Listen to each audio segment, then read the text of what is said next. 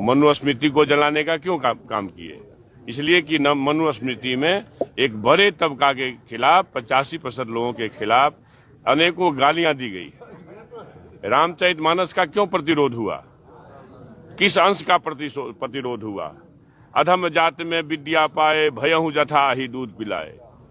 यानी अधम मतलब होता है नीच। दुनिया के लोगों सुनो, आपके माध्यम से कहना चाहता हूं, नीच जाति के लोगों को शिक्षा ग्रहण करने का अधिकार नहीं था। और उसमें कहा गया है कि नीच जाति के लोग शिक्षा ग्रहण करके जहरीला हो जाते हैं, जैसा कि सांप दूध पीने के बाद होता है। हम इस सवाल पर मैं इसलिए ये बात कहता हूं कि इसी चीज को कोट करके बाबा साहब अम्बेडकर ने दुनिया के लोगों को बताया। ये जो ग्रंथ हैं नफरत को बोने वाले, एक युग में मनुस्मृति, दूसरे युग में रामचरितमानस और तीसरे युग में गुरु गोवलकर का बंच ऑफ थॉट, ये दुनिया को हमारे देश को, समाज को नफरत में बांटती है। नफरत देश को महान नहीं बनाएगा। जब भी कभी महान बनाएगा तो मोहब्बत ही बनाएगा। 1927 में महान आंदोलन किए थे। बिहार के शिक्षा मंत्री चंद्रशेखर ने जो कहा है यह अति निंदनीय है। अयोध्या से मैं तपस्वी छावनी पीठाधीश्वर जगत गुरु परमहंस आचार्य, मैं इनके ऊपर विधिक कार्रवाई की मांग करता हूं कि इनको मंत्री पद से बर्खास्त किया जाए।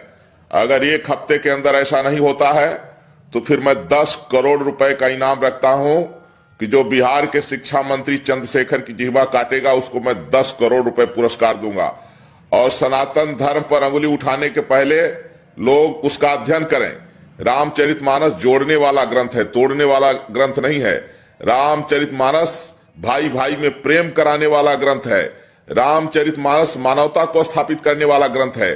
और रामचरितमानस मर्यादा पुरुषोत्तम भगवान श्री राम के पावन चरित्रों का ग्रंथ है जो राष्ट्र का गौरव है। इस तरह से सनातन धर्म के विषय में चाहे कोई भी हो, अगर इस तरह की बयानबाजी करेगा तो उसको अब हम लोग बर्दाश्त नहीं करेंगे और आर पार की लड़ाई लड़ेंगे। वंदे मातरम। कि मैंने उनके बारे में नहीं पढ़ा है ना सुना है। समय समय पर समाज में ये बहस होती रही है।